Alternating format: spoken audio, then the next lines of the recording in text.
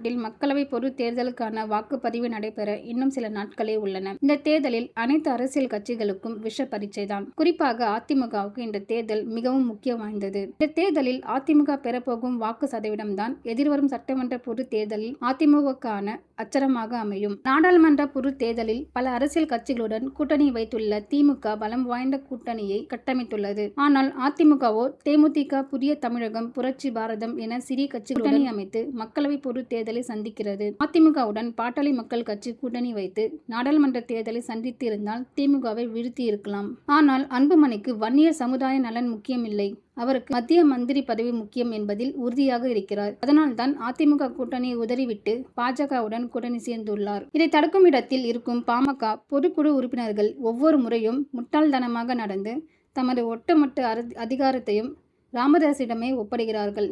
அவரோ அதை தன் குடும்ப நலனுக்காக மட்டுமே அந்த அதிகாரத்தை பயன்படுத்திக் கொள்கிறார். பாமக, பாஜக தலைமையிலான கூட்டணியில் பெற்றுள்ள 10 தொகுதிகளில் ஒரு தொகுதியில் கூட வெற்றி பெறாவிட்டால் நடிகர் சரத்குமார் தன் கட்சியை கலைத்துவிட்டு பாஜகவில் இணைந்தது போல் அன்புமணியும் பாஜகவில் இணைந்தால் ஆச்சரியப்படுவதற்கு இல்லை. அதனை நாம் பொறுத்திருந்துதான் பார்க்க வேண்டும். பாமகவினர் எடப்பாடியாரை ரொம்ப மோசமாக கீழ் இறங்கி இழிவுபடுத்திவிட்டதால் இனி கஜகுட்டி கர்ணம் அடித்தாலும் எடப்பாடியார் பாமகவை கூட்டணியில் சேர்த்து கொள்ளவே மாட்டார். அதிமுக பிளஸ் பாமக கூட்டணி என்பது வரலாற்றில் முடிந்து போன ஒன்று.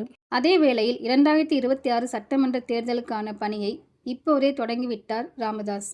தேர்தலுக்கு முன்பு வரை வருதி கொண்டிருந்த ராமதாஸ் தேர்தல் முடிந்ததும் போராட்டம் வெடிக்கும் என சொல்கிறார். இதனால் மக்களவை தேர்தலுக்கு பிறகு திமுக வன்னியர் இடஒதுக்கீடு குறித்த நடவடிக்கைகளில் இறங்கும். நாட்கள் கடந்து போக மக்களில் வெறுப்பை சம்பாதித்து வரும் திமுகவுடன் வேறு வழியின்றி பாமக கூட்டணி சேரும். அட நீங்க வேற, 2026 பாமக தலைமையில் தான் கூட்டணி என அன்புமணி கூறி வருகிறாரே என கேட்கலாம். பாமகவின் நிலைப்பாடு எப்போது நிலையாக இருந்துள்ளது? திமுகவுடன் பாமக கூட்டணி அமைத்தால் ஒரு பாமக தொண்டனும் விரும்ப மாட்டான். ஆனால் தொண்டர்களின் பேச்சை கேட்காமல் மதிக்காமல் வேறு வழியின்றி அன்புமணி 2026 திமுகவுடன் தான் போவார். கடந்த 2011 திமுகவுடன் கூட்டணி அமைத்த பாமக வெறும் 3 இடங்களில் மட்டுமே வெற்றி பெற்றது. ஆனால் 2026 3 தொகுதிகளை கூட திமுக தலைமையிலான கூட்டணியில் பாமக வெற்றி பெறாது. பிறகு அந்த கட்சி இருக்குமா என்பதை மக்கள் தான் முடிவு செய்வார்கள். அப்போது பாமக அதிமுக கூட்டணியில் இருக்காது என்பதால் வன்னியர் இடஒதுக்கீடு சுமூகமாக அமலுக்கு வரும். வன்னியர் நல வாரியமும் ராமதாசின் இடையூறு நெருக்கடி இன்றி சுதந்திரமாக நல்லபடியாக செயல்பட தொடங்கும். இந்த மக்களவை தேர்தலில் அதிமுக சிறிய கட்சிகளுடன் கூட்டணி வைத்தாலும் தனித்து நிற்பது போன்றுதான் உள்ளது. அதிமுக தலைமையிலான கூட்டணி குறைந்தது 10 நாடாளுமன்ற உறுப்பினர்களை பெற்றாலே மிக பெரிய சாதனை எடப்பாடி பழனிசாமி நிகழ்த்தியதற்கு சமம்.